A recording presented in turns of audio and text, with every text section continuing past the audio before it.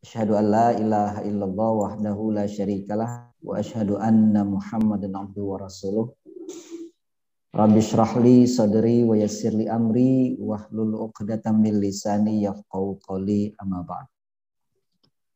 Pertama-tama marilah kita panjatkan puji syukur kita kehadirat Allah Subhanahu wa taala atas limpahan rahmat yang tak terhingga sampai hari ini kita masih diberikan oleh Allah nikmat, yaitu kita kesehatan. Salawat salam kita sanjungkan kepada Nabi besar kita Muhammad sallallahu alaihi wasallam atas risalah yang telah beliau bawa, dan kita semua senantiasa berada dalam sunnahnya. Amin amin ya rabbal alamin. Alhamdulillah pada pagi hari ini saya bisa bersilaturahim dengan antum sekalian, walaupun melalui online ini, namun mudah-mudahan pada sesi pagi ini bisa memberikan satu gambaran rencana ataupun informasi siapkan masa depan yang akan datang. Pada kesempatan kali ini saya akan mencoba sharing aman, kemudian hal-hal yang mungkin nanti bisa Ananda tanyakan nanti terkait dengan pendidikan atau rencana pendidikan Ananda di masa akan datang. Tentunya sebagai apa ya, kalau kita bicara tentang kalian bicara tentang kesuksesan atau rencana ke depan, ada satu kata yang memang harus kita ingat, bahwa sebuah kesuksesan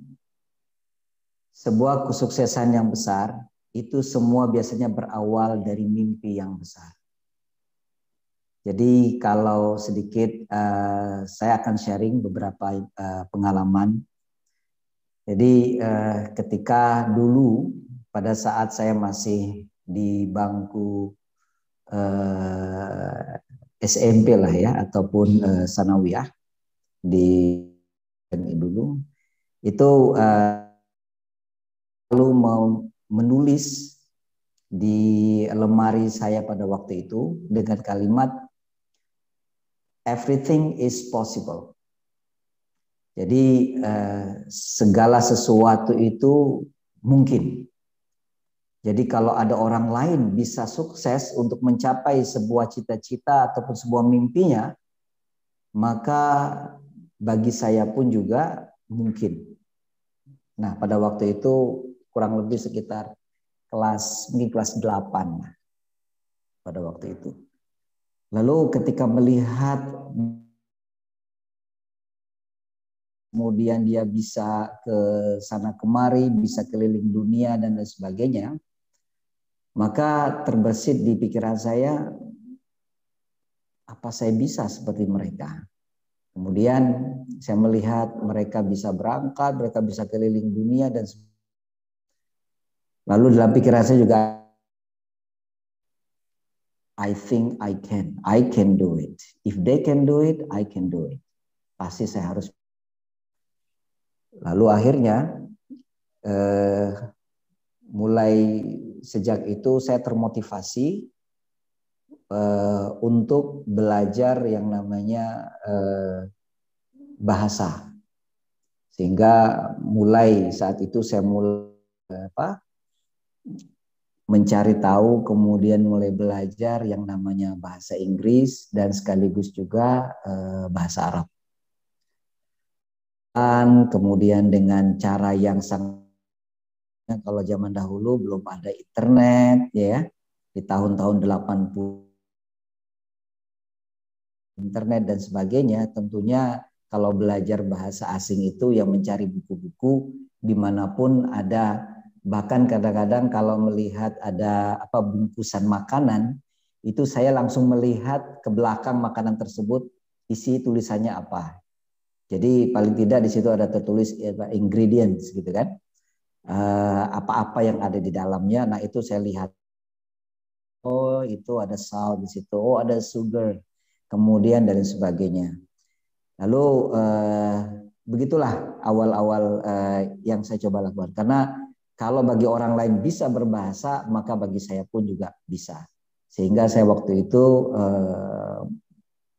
mencoba untuk melatih dan belajar secara otodidak, dan ternyata alhamdulillah dengan proses upaya kerja keras yang dilakukan pada waktu itu, saya mencoba untuk ngomong dengan teman-teman yang memang bisa bahasa Inggris, saya akan praktek bahasa Inggris dengan mereka. Yang bisa bahasa Arab, saya praktek bahasa Arab dengan mereka. Peduli, terserah, saya sukses. Lalu waktu berjalan, alhamdulillah setelah itu tibalah saatnya saya harus artinya selesai di program aliyah ataupun pondok pesantren, dan kemudian setelah itu kembali ke keluarga. Nah, begitu saya sampai kemudian baru keluar, lalu terlihat oleh saya ada sebuah informasi terkait dengan program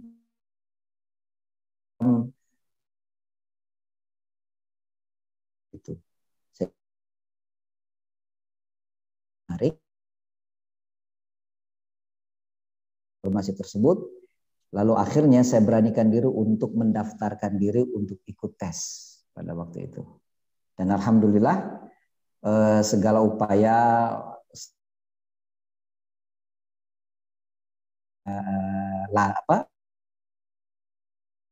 belajar dulu, apapun dia, olahraga dan lain sebagainya,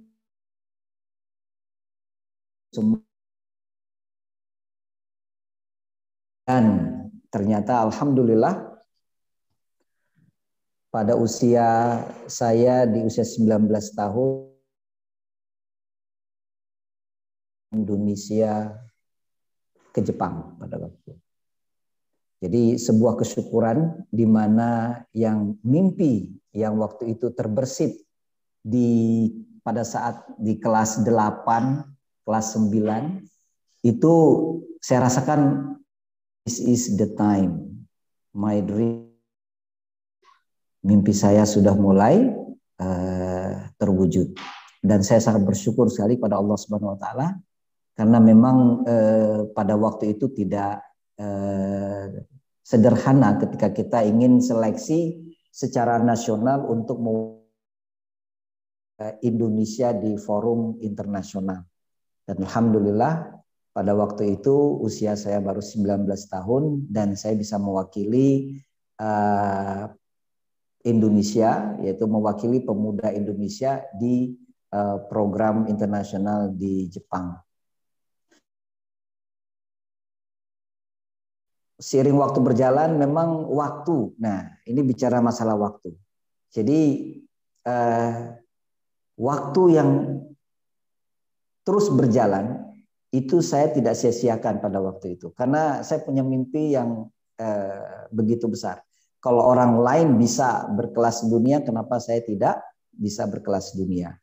Maka semasa saya kuliah pada waktu itu, saya manfaatkan waktu itu betul-betul semaksimal mungkin. Sehingga apapun ada kegiatan, event-event ataupun ada peluang, ada informasi apapun, saya coba ikuti. Dan alhamdulillah pada waktu itu ada program ataupun kegiatan konferensi internasional waktu itu di Singapura, kemudian di Brunei Darussalam, di Malaysia, itu saya ikuti semua. Dan saya mewakili Indonesia pada waktu itu. Waktu itu sebagai mahasiswa. Dan begitu pula pada saat itu di Indonesia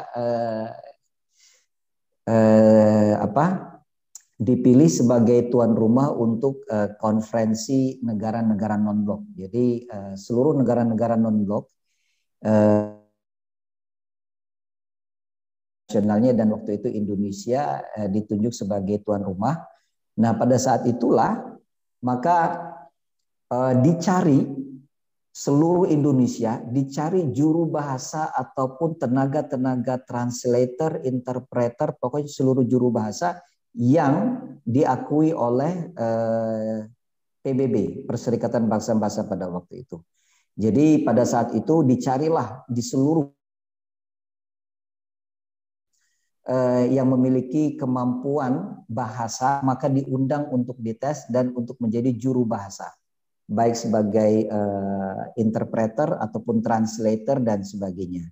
Waktu itu bahasa yang dicari untuk penerjemahnya ada bahasa 4 bahasa internasional, yaitu Inggris, kemudian yang kedua Arab, ketiga itu Perancis, dan kemudian yang keempat itu Spanyol.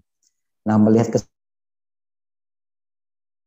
nyanyi-nyanyiakan, langsung saya mencari informasi itu di mana, dan pada waktu itu ada informasi itu di sebuah organisasi yang namanya KNPI pada waktu itu, Komite Nasional Pemuda Indonesia.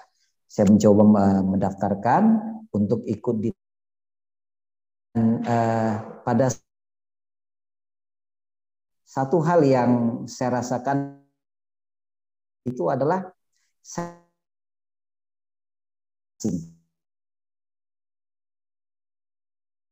pelajari bahasa Jepang.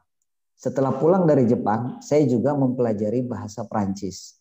Jadi pada waktu itu bahasa apa kuasai, dan ya bahasa Arab, bahasa Inggris, kemudian pada waktu itu juga saya pelajari bahasa Jepang, kemudian bahasa Perancis, dan juga saya mencoba pada waktu itu juga barteran sama teman yang menguasai bahasa Mandarin, dan saya belajar dari native speaker, artinya orang-orang dari komunitas Tionghoa yang sudah masuk Islam, sehingga saya berbarteran. Jadi beliau mengajar saya bahasa Mandarin dan saya mengajar beliau waktu itu bahasa Arab. Dan alhamdulillah seleksi sebagai penterjemah dalam konferensi negara-negara non-blok itu pun alhamdulillah saya dapat kesempatan dan bergabung bersama seluruh para ahli bahasa di seluruh Indonesia, yang itu kurang lebih saya waktu itu ingat kurang lebih sekitar ada 800 perwakilan dari seluruh Indonesia yang dijadikan sebagai terjemah ataupun interpreter dan lain sebagainya pada saat kepanitiaan itu. Waktu terus berjalan dan kesempatan apapun saya jalani, dan sekali lagi ketika maka saya melihat berbagai interaksi, lalu keinginan saya pada waktu itu adalah sepertinya cukup saya bisa masuk ke waktu itu ya, itu ke organisasi pada waktu itu ke organisasi PBB.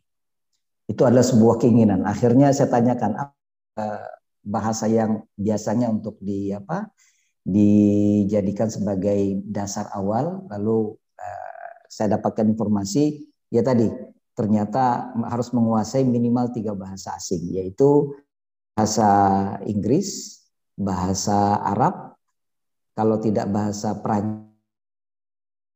Itu. Akhirnya saya mencoba menggali, kemudian belajar lagi lebih lanjut. Dan setelah itu waktu habis, perkuliahan berakhir, dan alhamdulillah saya bisa selesaikan untuk program bachelor degree pada waktu itu. Dan setelah itu alhamdulillah Allah berikan kesempatan kepada saya untuk melanjutkan jenjang berikutnya, yaitu mengambil program dana. Dan alhamdulillah qadarullah Allah berikan kesempatan saya pun mendapatkan beasiswa untuk belajar di American State University Pennsylvania. Dan alhamdulillah pula sedikit saya sampaikan bahwa proses tadi kesempatan yang Allah berikan sejak selesai dari bangku sekolah itu tidak lain daripada satu semangat yang begitu kuat. Kemudian yang tidak kalah penting apa?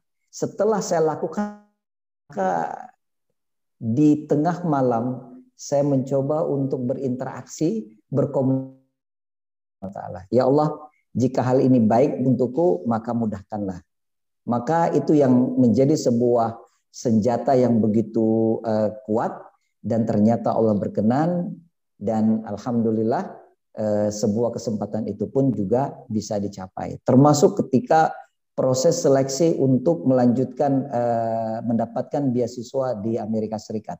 Sebuah proses yang bukan sederhana, karena kita harus berhadapan dengan calon atau kandidat yang memasukkan formulir ataupun mendaftar untuk mendapatkan beasiswa Indonesia. Bisa dibayangkan 10 juta penduduk Indonesia, dan kemudian diseleksi ratus hampir seribuan kandidat yang masuk, lalu kemudian diseleksi dan masuklah sampai kepada 100 besar. Nah, 100 besar itu kemudian setelah itu diinterview oleh beberapa penguji, yang mana pada waktu itu saya masih ingat ada sekitar 6 penguji, di mana 5-nya itu adalah orang Amerika semua, hanya 1 orang Indonesia. Dan pada saat itu saya juga berpikir bahwa ya Allah, kalau Engkau berkenan untuk memberikan kesempatan ini bagiku, maka berikanlah kesempatan itu. Dan ternyata alhamdulillah berkat doa orang tua, berkat usaha, kemudian kerja keras yang dipersiapkan, dari 100 kandidat itu dipilihlah pada waktu itu 5 orang kandidat, gitu ya. Jadi dari 100 yang dipilih hanya 5. Lalu kemudian setelah itu saya mendapatkan konfirmasi dari selama kandidat. Namun 5 di Washington DC untuk mendapatkan siapa yang akan berhak untuk menerima beasiswa ini. Sebuah kesyukuran saya bisa masuk itu, namun gap-gedegup gitu ya, masih gemeteran. Waduh, ini di antara 5 ini nanti siapa yang akan bisa? Karena ternyata tidak 5-5-nya yang harus dipilih. Dan itu kurang lebih 1 bulan. Itu yang saya coba lakukan hanyalah pendekatan kepada Allah Subhanahu wa taala. Jadi kalau bisa pada waktu itu ya Senin Kamis, puasa Senin Kamis, kemudian qiyamul lail lakukan. Pokoknya hanya minta kepada Allah, ya Allah berikan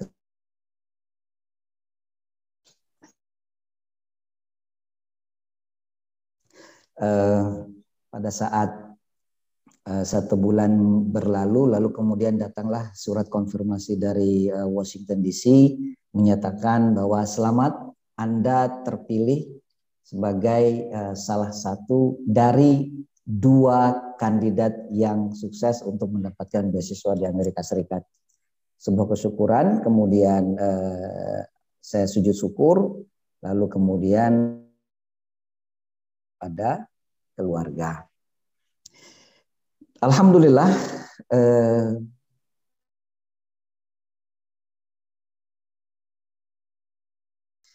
dan pada saat kuliah pun saya mencoba untuk mencari kesempatan apapun yang bisa saya lakukan.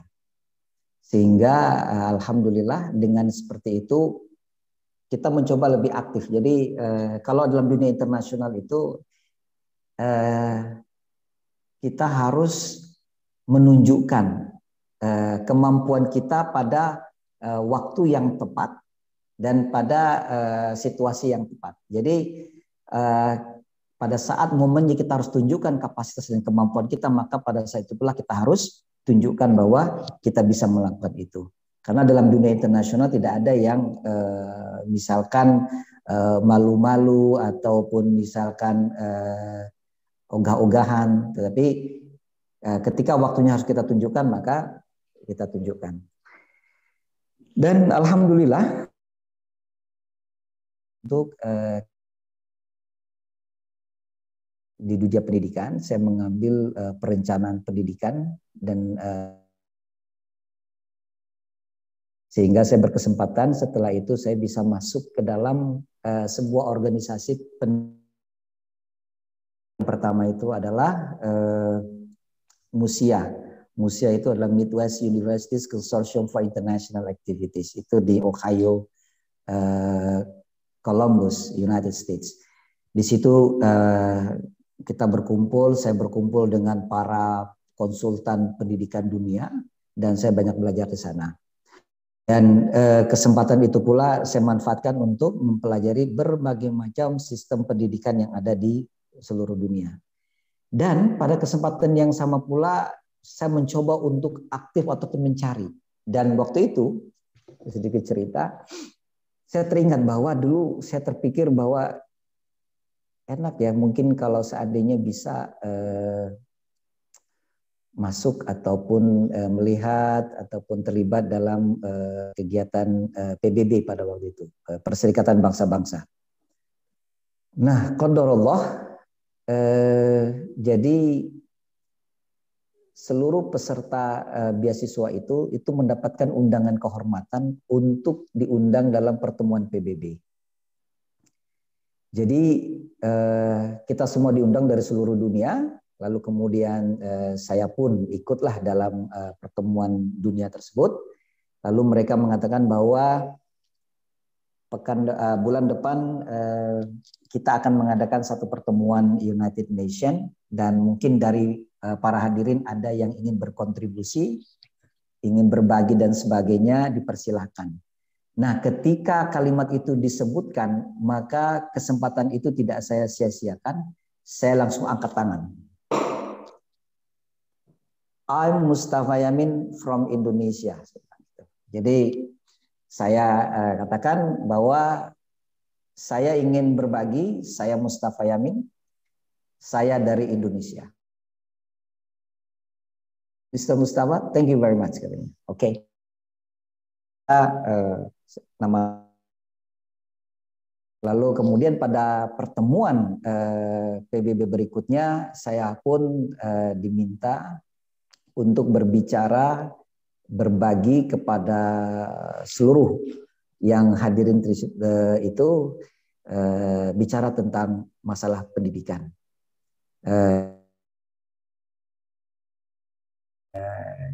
Diminta sebagai narasumber dengan topik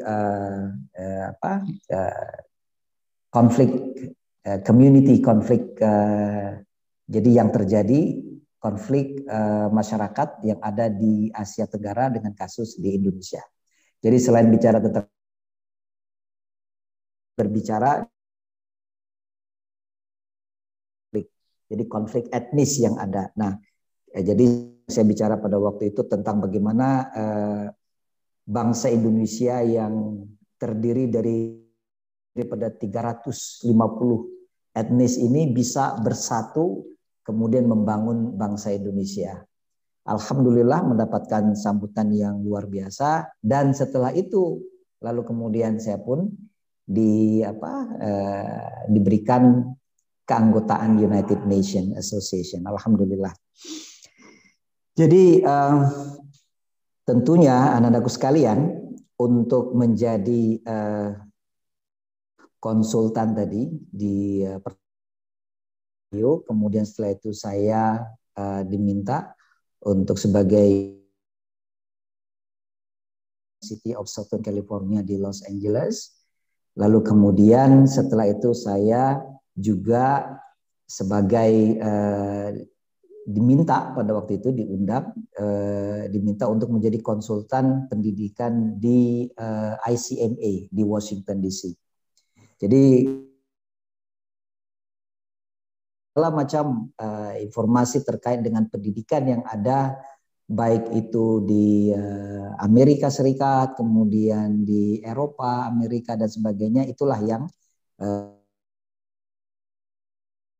jadi anak-anakku sekalian, kalau bicara masalah semua pasti punya mimpi. Dan saya yakin pasti mimpi kalian mimpi-mimpi yang bagus-bagus. Ya, jadi satu hal yang ingin saya sampaikan kepada kalian bahwa pertama, kesuksesan itu dia akan datang. Kesuksesan itu ataupun sesuatu yang akan seandainya tidak kita rencanakan ataupun kita tidak bermimpi ataupun tidak memimpi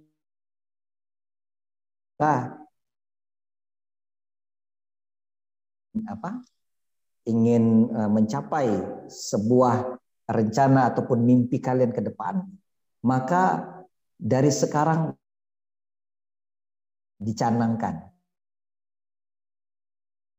itu apa-apa yang akan kita capai, kira-kira apa-apa saja yang diperlukan, maka itu ya salah berperan di dunia internasional, maka salah satu komponen yang harus kita siapkan yaitu adalah kemampuan berbahasa asing. Jadi bahasa Arab adalah bahasa Al-Quran, di mana kita akan bisa memahami Al-Quran dengan kita memahami bahasa Arab. Lalu kemudian bahasa Inggris adalah bahasa komunikasi yang untuk menjelaskan kepada dunia tentang berbagai macam apapun, termasuk apabila kita ingin menjelaskan tentang agama Islam. Jadi satu hal yang cukup menarik ketika saya dulu masih di ruang kelas dengan masjid itu kurang lebih sekitar 5 kilo. Maka setiap kali mau sholat itu harus lari terlebih dahulu 5 kilo baru sampai ke masjid. Lalu kemudian ada sedikit cerita. Saya punya teman itu dia tentunya bahasa komunikasi. Pada saya dan teman saya ini membahas tentang sebuah hukum, ya, hukum fikih. Nah, ketika membahas tentang masalah fikih, pendapat di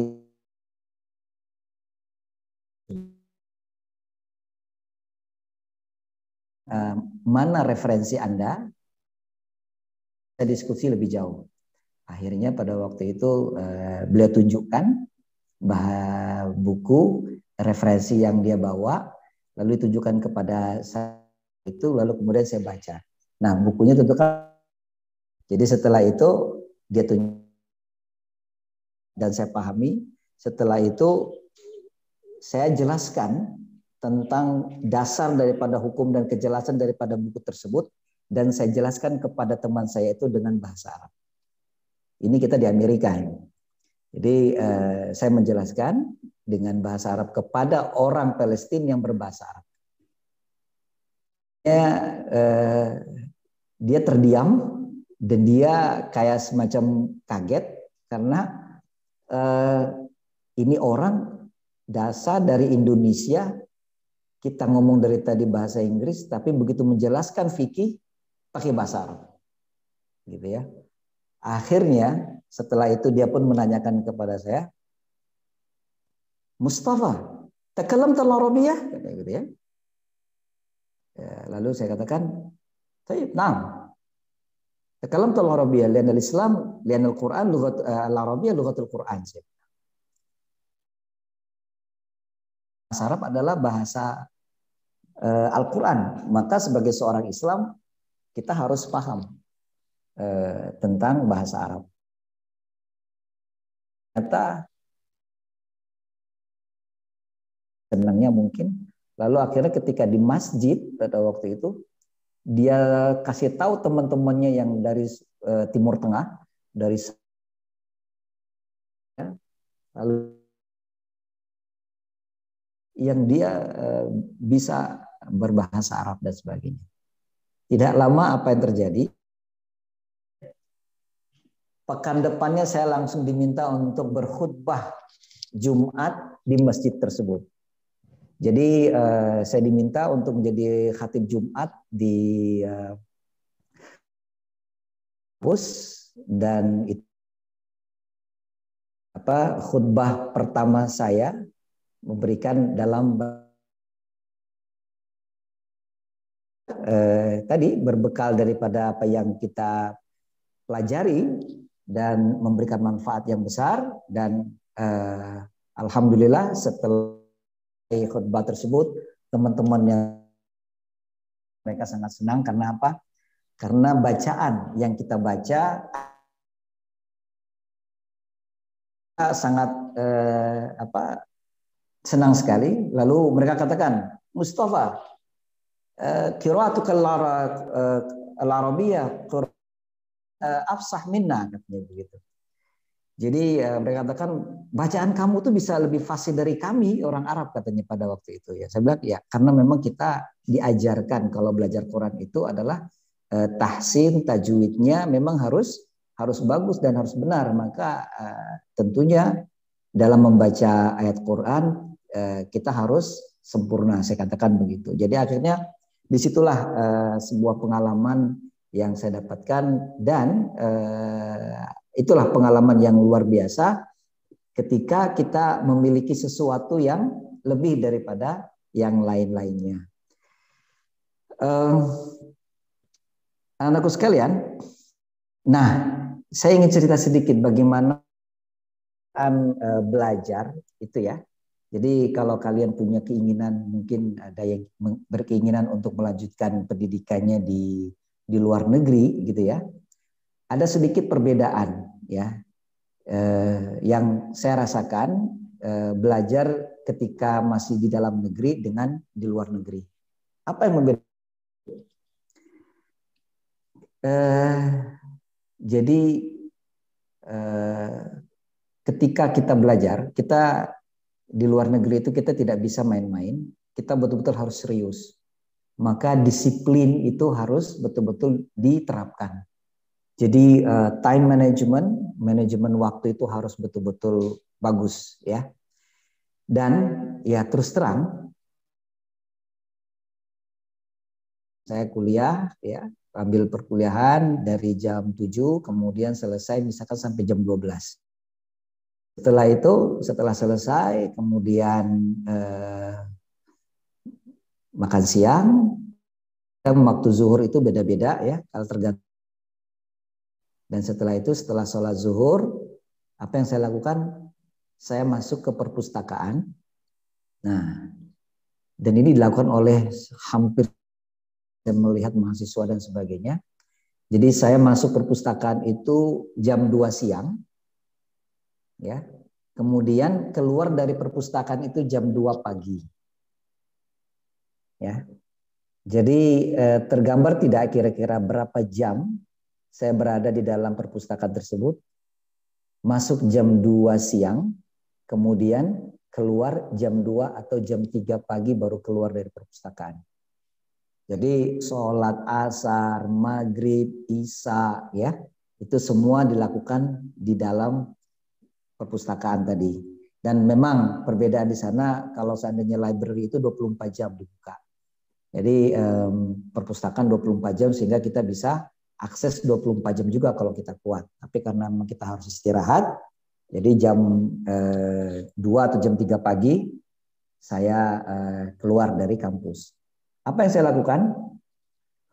Untuk mengejar ketertinggalan, ya, mengejar ketertinggalan dengan teman-teman yang lain-lain, maka saya punya kewajiban harus bisa menyelesaikan atau membaca buku minimal 20 dalam satu malam ataupun dalam satu hari. Jadi dari jam 2 sampai jam 2 lagi, itulah yang saya harus lakukan untuk meneliti, untuk membuka buku-buku, mencari referensi yang ada sekitar jutaan macam judul buku yang harus saya cari, kemudian saya kumpulkan dan harus saya baca. Jadi ada semacam sebuah keharusan kalau kita ingin daripada teman-teman kita di dalam, karena setiap kali membuat laporan ya, misalkan membuat paper nih, kalau kita diminta untuk membuat paper itu mungkin papernya dibuat hanya 2 lembar ya, tapi referensinya minimal ada 30 atau 35 referensi, 35 buku. Maka paling tidak kita harus membaca minimal 20 buku untuk bisa mendapatkan ide-ide yang yang cukup ilmiah ataupun yang bisa untuk kita sampaikan ataupun kita presentasikan. Nah,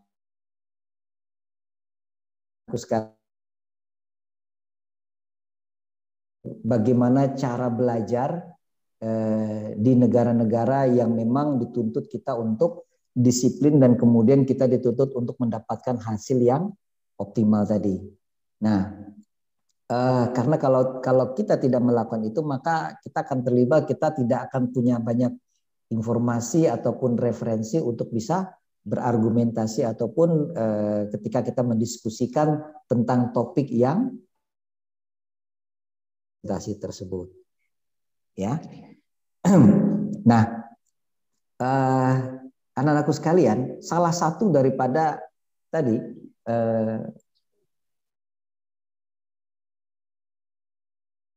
kemampuan, karena di Eropa, Amerika tentunya bahasa Inggris. Namun kalau seandainya kita berada di Timur Tengah, tentunya adalah bahasa Arab juga harus menjadi satu yang harus kita persiapkan tentunya ya. Maka kemampuan itu, lalu kemudian kemampuan menulis juga ya, karena kalau kita ingin mendapatkan kesempatan, satu syaratnya adalah kita harus membuat statement of purpose. Jadi ada merupakan sebuah statement ataupun sebuah tulisan yang dimana harus dibuat dalam 1 lembar, tapi bisa menggambarkan tentang apa rencana kita, lalu kemudian apa kebermanfaatan daripada studi yang akan kita ambil untuk negara, gitu ya, ataupun untuk kebermanfaatan kepada masyarakat dunia. Maka kita harus bisa untuk apa? Harus bisa menulis. Nah, kelemahan daripada bangsa Indonesia itu tidak suka menulis ataupun tidak suka membuat ataupun lebih banyak senang ataupun ngobrol daripada menulis. Anak-anak sekalian, kalau berkesempatan atau diberi kesempatan untuk mendapatkan kesempatan tersebut, beasiswa, maka dari sekarang jangan suka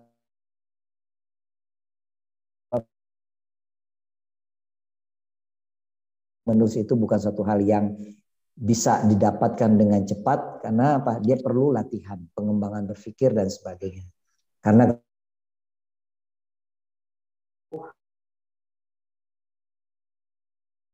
terus harus dilakukan. Nah, kalau kita tidak terbiasa menulis, maka kita akan mengalami kesulitan yang cukup besar. Tapi kalau sudah dilatih dari sekarang, apalagi yang kelas 7 misalkan, itu sudah mulai melatih membuat sebuah tulisan, artikel dan sebagainya. Nah, mudah-mudahan nanti ketika kalian sudah selesai di sekolah di SMA, maka ketika tugas menulis itu diberikan, itu bukan merupakan suatu hal yang sulit lagi bagi kalian. Ya. Satu hal yang juga kata kunci untuk menjadi sukses itu, selain daripada pertama kita harus punya mimpi. Kita harus punya mimpi kalau kalian ingin mencapai suatu kesuksesan di masa yang akan datang, maka coba pastikan ataupun coba kira-kira apa mimpi kalian itu. Dan kalau bisa mimpi besar, kenapa harus mimpi yang kecil-kecil? Tentunya adalah tadi disesuaikan dengan apa yang kita minati, ya, dan kemudian tidak melanggar syariah Islam. Itu yang paling utama, ya. Kemudian yang kedua itu adalah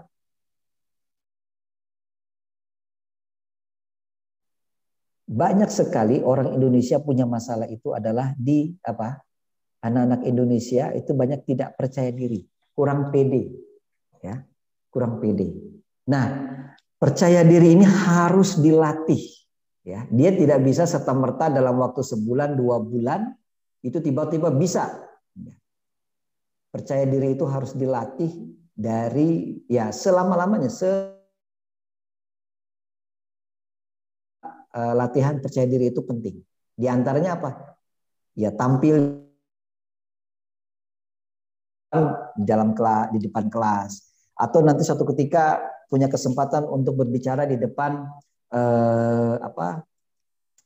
masyarakat, gitu kan, memberikan kajian misalkan, gitu ya. Itu diperlukan sebuah latihan, ya. Pun muhadharah, nah, itu adalah salah satu dari sebenarnya itu manfaatnya pada saat suatu hari nanti kita diminta untuk berbicara, maka kita memiliki mental. Kita sudah mempersiapkan mental kita untuk sanggup berbicara publik ataupun di depan masyarakat. Jadi mental percaya diri ini harus dipupuk dari sejak awal, ya. Jadi personality development, membangun kepercayaan diri ini penting sekali, dan ini harus dilatih dari sejak awal. Oleh karena itulah maka biasanya di sekolah-sekolah internasional itu diberikan materi bagaimana membangun kepercayaan diri. Nah, kalau seandainya di Al-Wildan kita kenal dengan subjek yaitu self memorable, itu sebenarnya yang diadakan dalam upaya untuk melatih membangun kepercayaan diri anak-anak sekalian. Jadi disitulah sebenarnya kebermanfaatannya.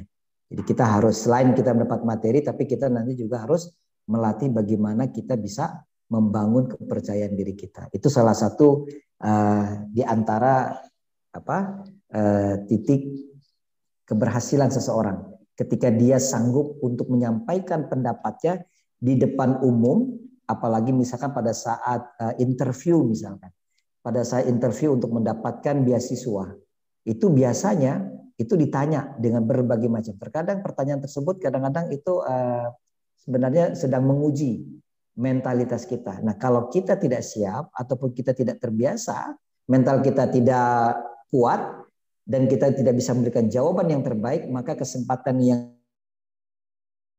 tapi kalau kita sudah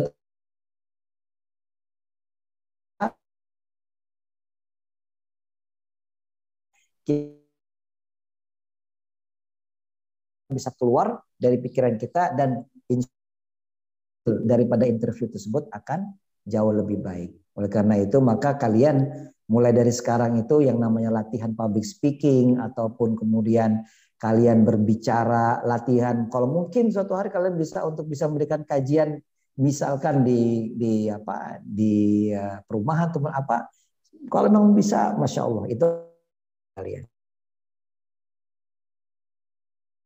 public speaking ataupun apa, ada event-event itu kalau bisa diikut sertai, ya. Daripada kalian punya mimpi, kemudian kalian juga harus melatih kepercayaan diri kalian, lalu kemudian kuasai bahasa asing. Kuasai bahasa asing. Dunia semakin luas, artinya komunikasi yang kalian bangun hari ini bukan hanya bukan hanya dengan orang-orang Indonesia, tapi juga dengan mancanegara, dengan orang-orang yang bertutur bahasa Arab. Ketika kalian bisa berbahasa Inggris, maka bisa berkomunikasi. Dan dengan kemampuan kalian berbahasa Inggris dan Arab tadi, kalian bisa menceritakan atau menjelaskan tentang agama kalian kepada siapapun yang bertanya tentang Islam. Bahkan misalkan, apa itu tentang itu kepada dunia dengan bahasa, mungkin bahasa Inggris yang benar, gitu ya. Lalu kemudian dari semua itu tadi, ya, jadi ini kunci-kuncinya. Pertama, harus ada mimpi. Kalian sudah mimpikan, saya akan kemana? Saya akan, misalkan suatu hari kalian berdoa, ya Allah, jika engkau berkenan jadikan aku sebagai imam Masjidil Haram misalkan. Suatu hal yang sangat mungkin, ya, sangat mungkin sekali terjadi. Yang penting apa? Satu, kita punya langkah atau punya rencana. Kita berdoa. Lalu setelah itu apa? Kita siapkan bahasa. Kemudian Al-Quran kita siapkan. Hafalan kita siapkan. Ya kan? Lalu kemudian tadi, jangan ketika mental kita juga harus kita siapkan. Kita harus pede untuk berhadapan ketika misalkan pada saat misalkan diuji, sehingga tidak ada kegugupan gitu ya. Nah, selain daripada itu, setelah itu kita kuasai pula bahasa Arab. Ya, kalau untuk misalkan kita ingin melangkah misalkan sebagai imam misalkan masjid, itu banyak sekali di Australia mencari imam yang tentunya bisa menguasai bahasa Inggris, yang bisa berceramah dalam bahasa Inggris, ya kan? Nah, siapa gerangan yang bisa untuk melakukan itu kalau bukan generasi-generasi yang mempelajari bahasa asing tersebut, dan juga dengan bahasa ataupun Al-Qur'an yang sesuai ataupun yang bersanad, yang memang menjadi standar. Kemudian setelah kita memiliki mimpi yang besar, kemudian kita bangun kepercayaan diri kita, lalu kemudian harus kita kuasai bahasa asing tersebut, karena bahasa asing itu bukan cuma sekedar hari ini misalkan kalian yang lain juga bahasa Indonesia, ngapain saya harus bahasa asing? Jangan begitu. Karena apa? Karena ini penting buat siapa? Buat kita sendiri, bukan buat yang lain. Banyak sekali teman-teman seangkatan boleh katakan menyepelekan tentang bahasa. Mereka baru mengakui bahwa ternyata kemampuan bahasa mereka tidak seperti yang diharapkan, sehingga kesempatan-kesempatan yang ada itu tidak bisa mereka dapatkan. Nah, setelah bahasa Inggris atau bahasa asing itu kita kuasai, lalu yang tidak kalah penting adalah selalu connecting, selalu jangan lupa minta pertolongan Allah Subhanahu wa taala. Ya. Jadi kebiasaan-kebiasaan para salafus soleh, kebiasaan-kebiasaan orang-orang terdahulu, orang-orang sukses, orang-orang besar, maka dia selalu mengkaitkan hatinya dengan Allah Subhanahu wa taala. Jadi walaupun kemanapun kita pergi, maka kita meminta kepada Allah Subhanahu wa taala untuk perlindungan dan juga minta untuk pertolongan, ya, pertolongannya. Jadi kalau kalian bisa membiasakan, maka lakukanlah itu dan jadikan kebiasaan, bukan karena disiplin. Lakukanlah dari sekarang, karena itu akan menjadi kebiasaan kalian di masa yang akan datang. Kalau kalian bisa mulai dari hari ini, qiyamul lail,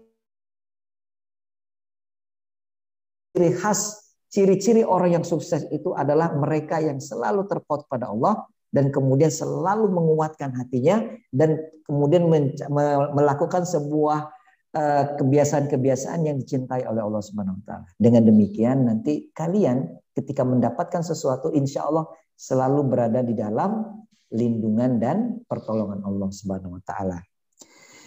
Jadi anakku sekalian, kalau dicermati tadi ya, jadi memang cukup berbeda. Ya, kalau belajar di luar negeri itu memang ada perbedaan. Kenapa? Karena mentalitasnya berbeda. Ya, seperti yang kalian ketahui bahwa kalau di Indonesia kadang-kadang tidak baca pun nggak apa-apa, nggak ngerjain PR pun nggak apa-apa. Tapi kalau seandainya suatu hari nanti kalian berkesempatan untuk studi di luar negeri, maka hal ini akan menjadikan kesia-siaan dan sulit untuk sukses. Apalagi kita bisa untuk mengalahkan daripada mahasiswa-mahasiswa yang lain gitu ya, yang datang dari berbagai penjuru dunia ya. Jadi zona yang lebih kepada comfort zone ya, itu disediakan, kemudian selalu disiapkan, apa-apa disiapkan, apa-apa minta tolong, apa-apa minta tolong. Mungkin kalau kalian ingin sukses di masa akan datang, belajarlah untuk mandiri, melakukan segala sesuatunya sendiri, sehingga suatu hari nanti ketika kalian ditugaskan atau mendapat kesempatan di luar, maka nanti ilmu ataupun pengalaman kemandirian itu sangat bermanfaat. Ya. Kapan ataupun suatu rumus, yaitu apa? Orang biasa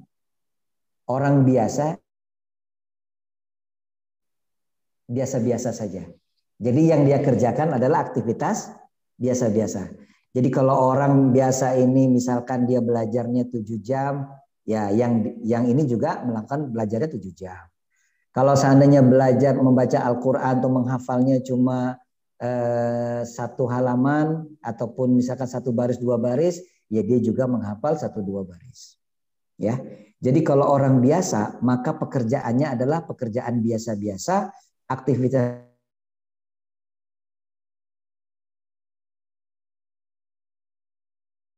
maka hasilnya apa? Hasilnya adalah biasa-biasa juga. Ya. Akan tetapi untuk menjadi orang luar biasa, ya, untuk menjadi orang luar biasa apa? Maka dia akan melakukan di luar kebiasaan orang lain, atau dia tidak akan melakukan, dia akan melakukan hal-hal yang luar biasa.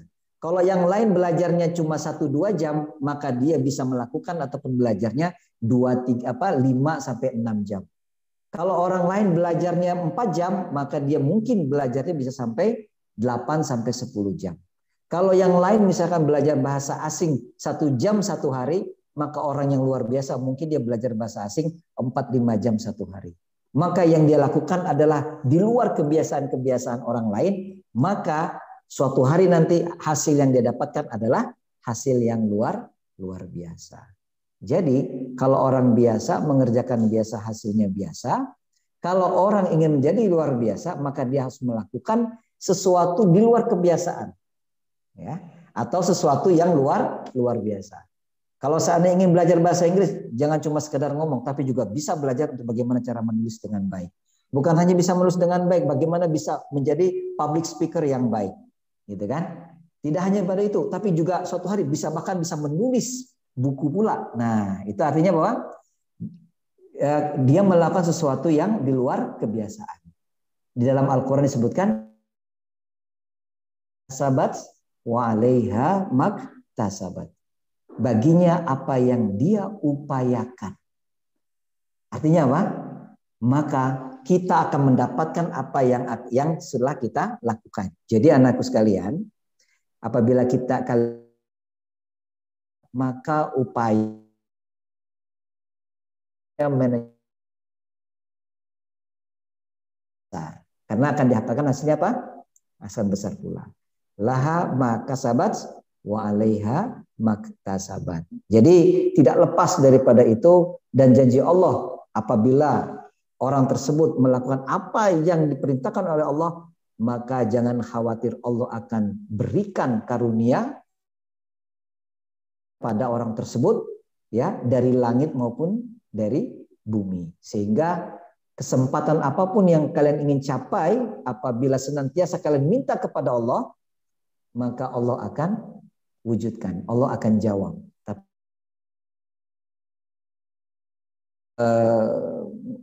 Berfirman dalam Al-Quran, ujibu da'watad da'i idza da'ani falyastajibuli wal yu'minu bi.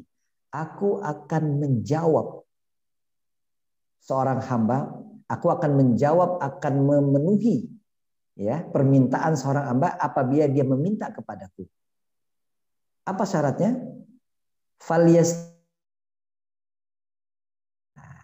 Hendaklah dia lakukan kewajiban yang telah aku berikan, yang telah aku perintahkan.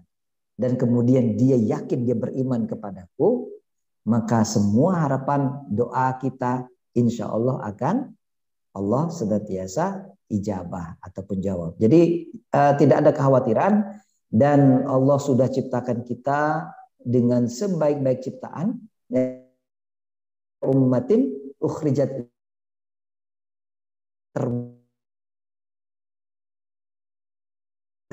untuk manusia. Artinya apa?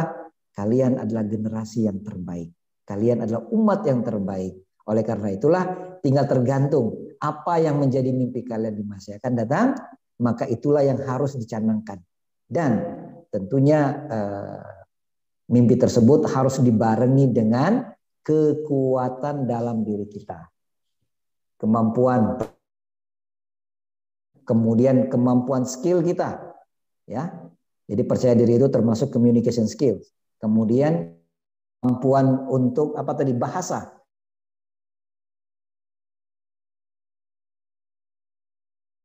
Kalau perlu bahasa yang atau kepada mereka tentang agama Allah Subhanahu wa taala. Lalu kemudian juga apa? Kerja keras, ya, artinya jangan sampai melakukan sesuatu yang, ya, artinya harus melakukan itu di luar kebiasaan orang lain, ya, kalau kita ingin menjadi orang yang hasilnya luar biasa. Dan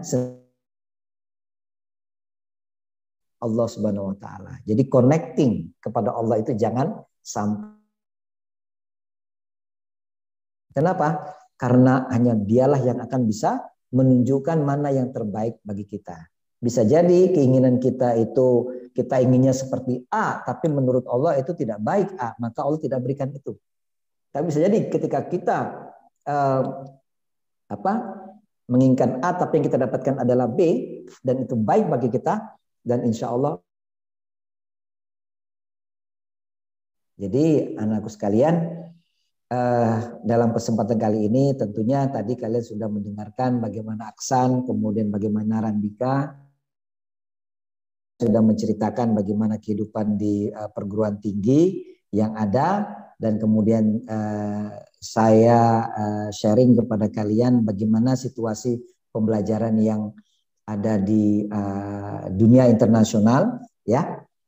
Maka tentunya harusnya kalian bisa melihat, membandingkan, dan kemudian kalian harus mulai memikirkan dari sekarang dan mulai merencanakan apa yang akan kalian lakukan untuk 5, 10, 15 tahun yang akan datang. Itu suatu hal yang sangat penting. Dan nanti insya Allah nanti kan akan sesi ini juga nanti kalian juga diminta, ya, diminta untuk menuliskan. Nanti akan dijelaskan lebih lanjut mungkin nanti oleh tim yang ada untuk kalian untuk menuliskan apa mimpi kalian yang akan datang, dan itu harus, ya, karena satu hal yang untuk menjadi orang yang sukses itu selalu punya rencana, ya. Jadi kalian harus punya rencana. You should have a plan, gitu ya, future plan. What is your aim, ya? Apa yang menjadi mimpi kalian, ya? Mada sata'mal fil mustaqbal, ya. Jadi harus sangat kuasai sehingga nanti kalian bisa mencapai apa yang menjadi mimpi kalian, dan tentunya akan mampu untuk membahagiakan orang tua. Apalagi kalau seandainya ada yang merencanakan sesuatu untuk mengambil di Jami'ah Madinah Munawwarah misalkan, ya. Nah, tentunya nanti pastinya bacaan Quran mantap, dan kemudian harus serius. Murojaahnya juga tidak ada lagi yang namanya entar dulu begitu, ya. Namun itu kalian siapkan sedemikian rupa. Saya rasa mungkin itu untuk sesi ini, dan mungkin bisa dilanjutkan dengan seksi tanya jawab bagi mungkin ada di antara kalian yang ingin bertanya, ya. Tafadhol, barakallahu fiikum.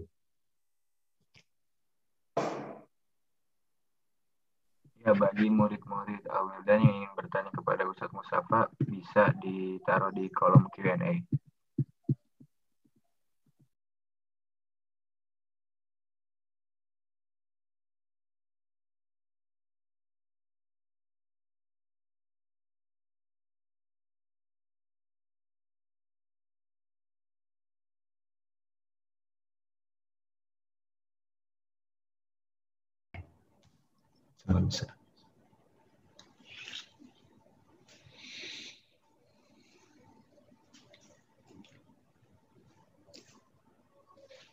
Tafadhol, mungkin kalau ada yang ingin bertanya.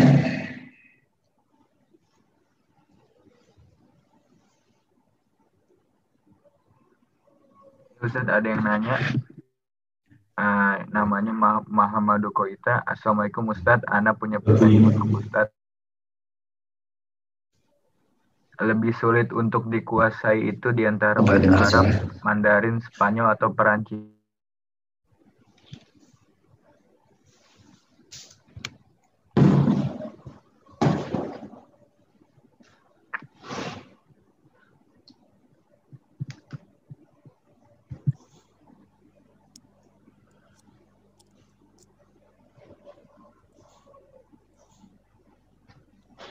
Coba ulangi.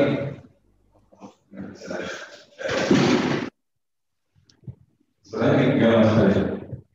Nggak masuk sebenarnya. Iya, soalnya nggak masuk.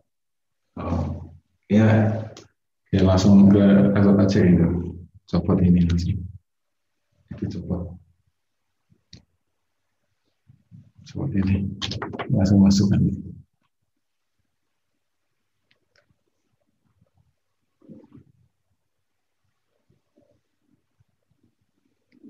Halo. Assalamualaikum Ustaz, Ana punya pertanyaan untuk Ustaz. Lebih sulit untuk dikuasai itu diantaranya bahasa Arab, Mandarin, Spanyol, atau Perancis. So, ini pertanyaan sambil menunggu yang lain ya. Lebih sulit yang mana di Perancis? Ustaz, suaranya nggak ada. Dari bahasa yang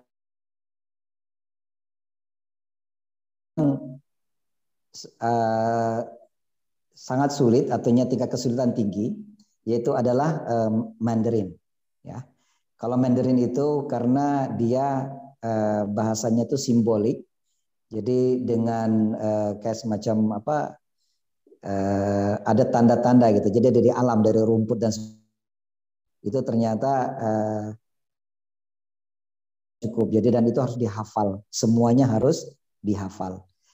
Kalau seandainya yang lain seperti misalkan bahasa Arab itu ada kaitannya, ada. Dan kemudian bahasa Perancis itu 30% bahasa Inggris itu dari bahasa Perancis. Sehingga kalau sudah bisa bahasa Inggris maka 30% bahasa Perancis itu 30%. Spanyol saya tidak begitu, itu adalah bahasa-bahasa Latin yang mana itu beberapa juga ada kesamaan dengan beberapa bahasa di. Sesungguhnya kalau kalian tahu dan kemudian kalian pelajari, itu sebenarnya bahasa Arab bukan bahasa yang sulit karena dia sudah ada yang namanya tasrifnya. Ya, dari sorof itulah kalian kalau mempelajari ilmu sorof itu, maka kalian bisa apa istilahnya, kalian bisa untuk memahami dan kemudian bisa mengolah kata sesuai dengan ilmu sorof. Nahunya kan walaqad yassarna al-Qur'an. Jadi Allah telah mudahkan Al-Qur'an. Ya, untuk dihafal, maka berarti juga bahasa Arab sebenarnya gampang untuk dihafal dan kita juga diberikan kemudahan oleh Allah. Ya. Semangat kita kalau kita bisa, maka satu hal, kalau kalian sudah menguasai salah satu bahasa asing, itu biasanya menguasai bahasa karena kalian sudah punya mental dan sudah pernah, maka bahasa asing yang lain cuma tinggal mengikuti. Itu biasanya begitu, ya. Nah, itu mungkin menjawab daripada pertanyaan pertama.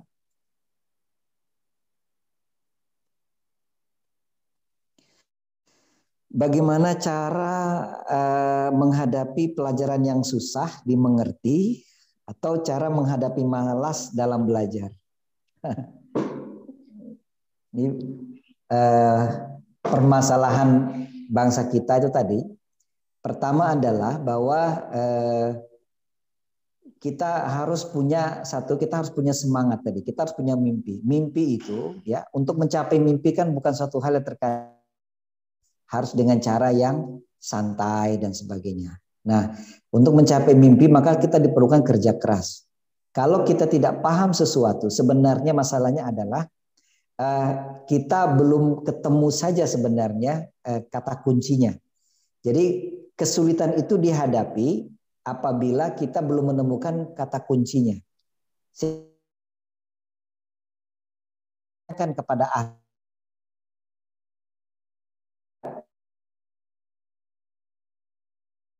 sesuatu. Lalu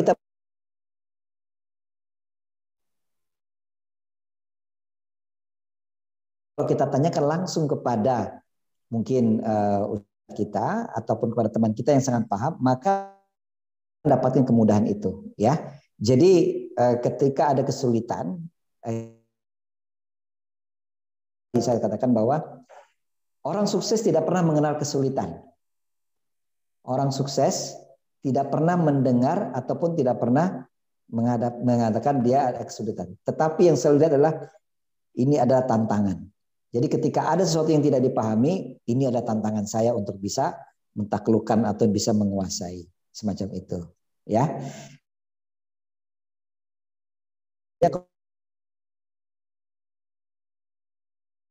Atau tujuan. Coba seandainya, ya, seandainya kalau kalian itu mempelajari sesuatu, lalu hasil daripada yang kalian pelajari itu akan berdampak atau misalkan ada hadiahnya, ya. Contoh, siapa yang bisa menyelesaikan mata pelajaran ini, maka kita akan berikan bonus. Bonusnya adalah nanti akan berangkat studi banding ke Singapura misalkan. Kira-kira ketika kalian mendapat bonus ini nanti akan hadiahnya untuk bisa jalan-jalan ke Singapura misalnya. Kira-kira pelajaran tersebut kira-kira kalian selesaikan tidak? Pasti bisa, karena tujuan nih, kalau kalian kalian belum melihat apa tujuan ataupun maksud daripada materi tersebut atau pelajaran tersebut untuk masa depan kalian. Tapi kalau kalian tahu persis apa yang kalian pelajari itu sangat bermanfaat, maka pasti kalian itu akan bersemangat untuk menyelesaikan, gitu ya. Nah, semacam itu.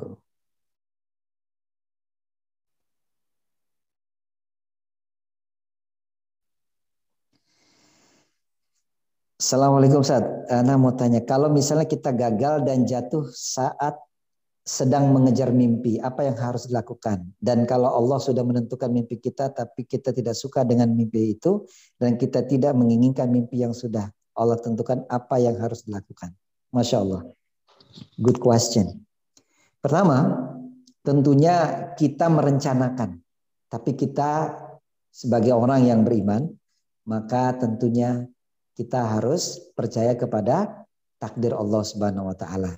Artinya kalau seandainya apa yang kita mimpikan kemudian Allah belum wujudkan, artinya kita harus ikhlas bahwa bisa jadi tadi apa yang kita inginkan itu tidak baik menurut.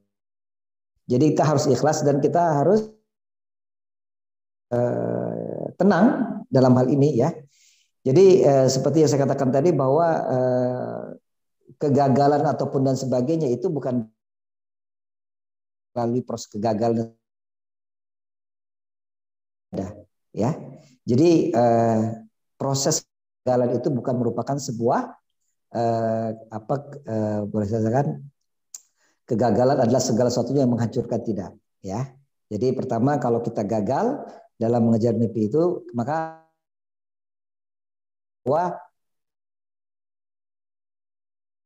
berikan saya dulu misalkan saya inginnya waktu itu saya ingin mengambil, ternyata di Inggris itu ternyata ada kendala-kendala teknis ataupun beberapa yang mungkin persyaratan yang saya tidak bisa penuhi. Ternyata Allah berikan gantinya, saya mendapatkan. Nah, kalau misalnya kita menentukan mimpi lalu ada mimpi itu udah kita tinggalkan. Kalau memang kita tidak suka, kita langsung switch. Karena apa? Ya artinya bahwa mimpi itu bisa jadi berubah-ubah, ya, bisa jadi berubah. Artinya ketika pada hari ini kita tertarik dengan bidang ini, kita hari ini tertarik dengan bidang teknologi misalkan, kita tertarik dengan fisika, tapi kemudian 1 tahun kemudian kita tertarik dengan hal-hal yang sifatnya alam ataupun biologi misalkan, maka kita berubah, nggak ada masalah. Jadi kita harus betul-betul tetap dalam posisi kita sesuai dengan apa yang kita inginkan. Jangan sesuatu yang tidak kita sukai kita lakukan, jangan. Tapi lakukanlah apa yang menjadi sesuatu yang baik bagi kita dan kemudian kita bisa mencapainya, ya. Jadi kalau misalnya mimpi itu tidak kita inginkan lagi, maka ya sudah, jangan kita lanjutkan mimpi tersebut, gitu ya.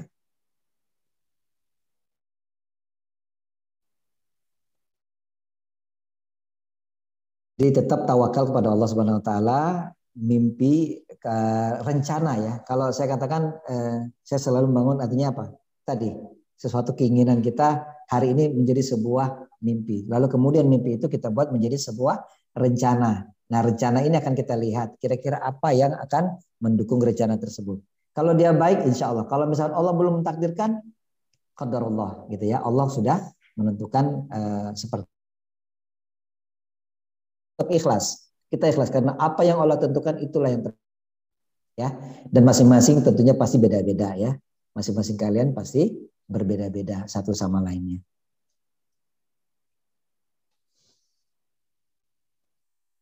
Selanjutnya ada lagi? Ustaz, Ana bantu baca dari Muhammad Rakian. Bismillah, Ustaz, hari ini kan banyak orang yang memiliki pendapat atau statement dan gelar itu tidak penting dan berpengaruh untuk masa depan kita. Bagaimana pendapat Ustadz tentang statement ini?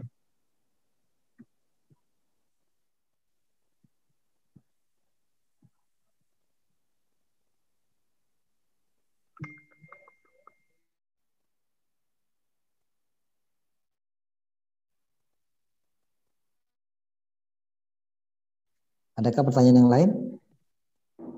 Ya Ustaz, bisa mendengar Ustaz? Kedengaran?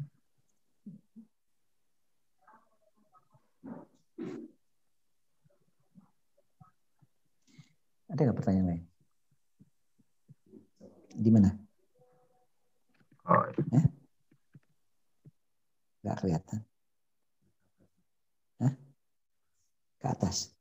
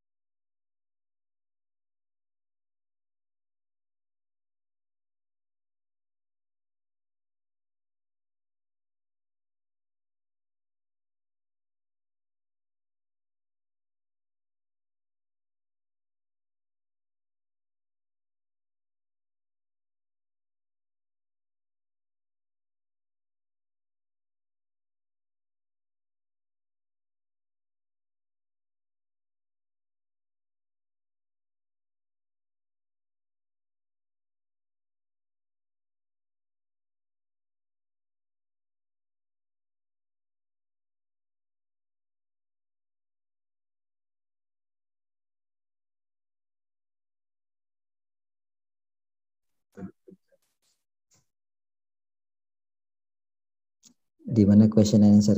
Di mana? Q&A nih.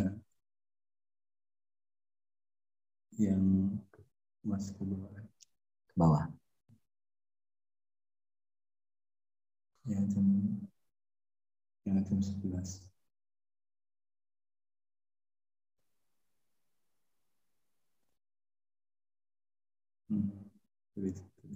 Iya. Dari sini. Dari situ ya. Ini sudah belum dilihat. Oh iya, ntar. Ini pernyataan tuh lebih sulit tuh dibahas. Ini udah bahasa Arab sudah. Oh, bagaimana cara membagi waktu, Mbak? Saya lanjutkan ya. Ada pertanyaan, saat Ana mau tanya, bagaimana cara membagi waktu main? Membagi waktu main dan belajar ini sebenarnya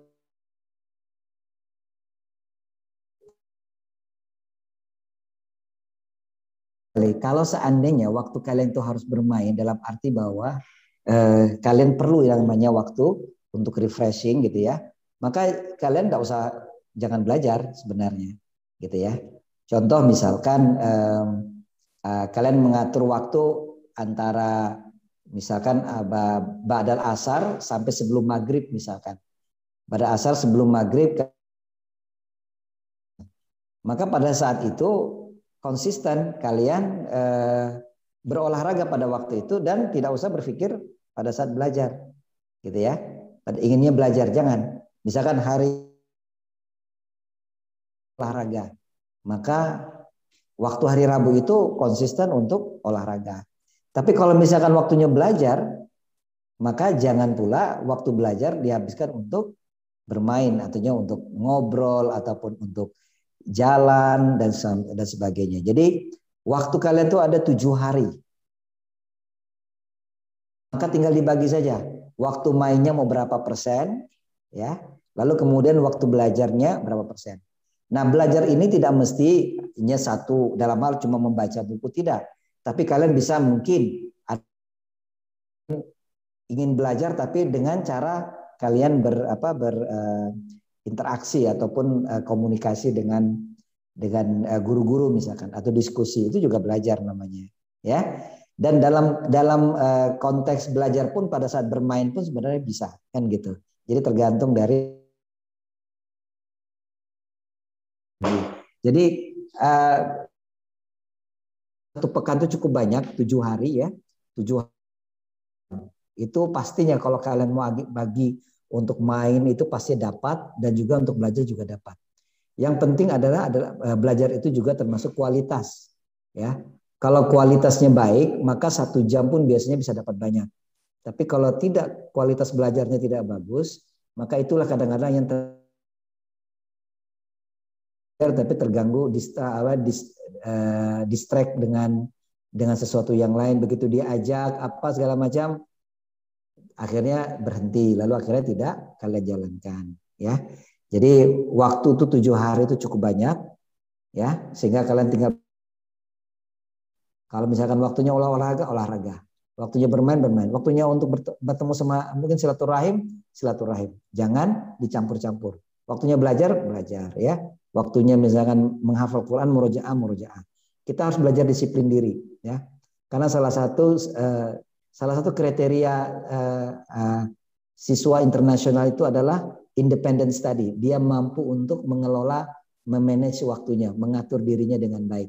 Jadi kapan harus belajar, kapan harus bermain, kapan harus istirahat, dia sudah harus merancang dan menerapkannya, bukan karena disiplin, gitu ya.